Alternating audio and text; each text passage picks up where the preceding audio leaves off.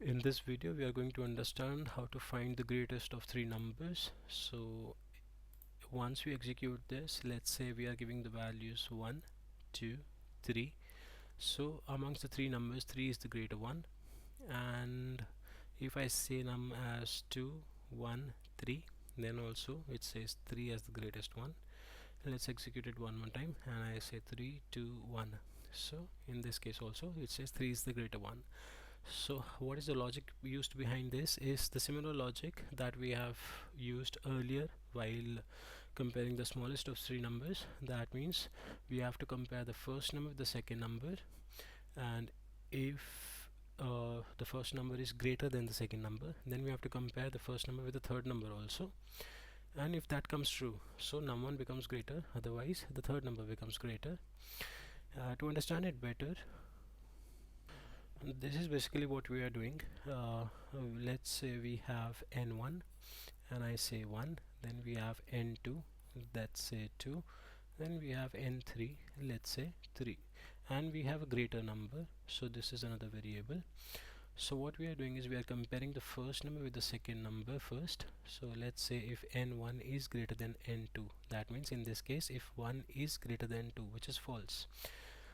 So we have to compare the first number with the third number also, that if 1 is greater than 3, so which is wrong. So in this scenario what happens is, in the first situation, when the num1 is smaller, so n2 becomes greater, so the greater will be like n2, and uh, further with n1 is also smaller than n3. So in that scenario we have to compare n2, because n2 is greater right now. We have to compare n2 with n3. So that is like here in this case 2 is greater than 3, which is false.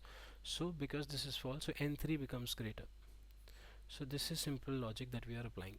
Likewise, if I change the values, I say n1, that becomes 2, then I have n2, let's say this is 1, and I have n3, that is 3. So I have to compare the first number with the second number, that becomes 2 is greater than 1, which is true.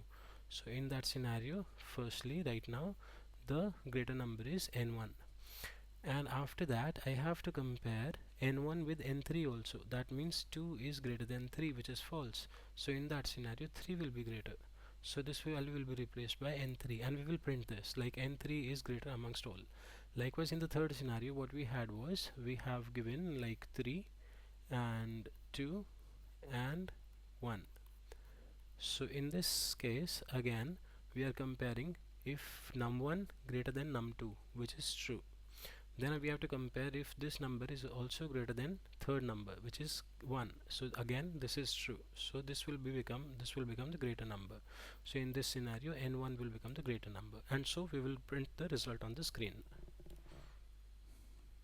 So up over here, this is the same logic that we are applying for checking the first number with the second number.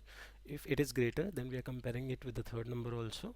If the first number is greater, we are printing it. If the third number is greater, we are printing that. If this condition is false, if you follow my mouse pointer, if num1 is not greater than num2, then we have to compare the second number with the third number, because in this scenario if it, let's say this is 1, this is 2, so 1 is greater than 2, which is false. So it comes to the third else part and it checks if 2 is greater than 3, so which is again false. So it will go to the else part and it will say that n3 is greater, this message. So likewise, I hope you understood it. So we'll execute it one more time. So I'm saying 1, 2, 3, and 3 is greater, then running it one more time, making 2, 1, 3, again 3 is greater, and in the final scenario let's say 3, 2, 1. So in this case like num1 is greater.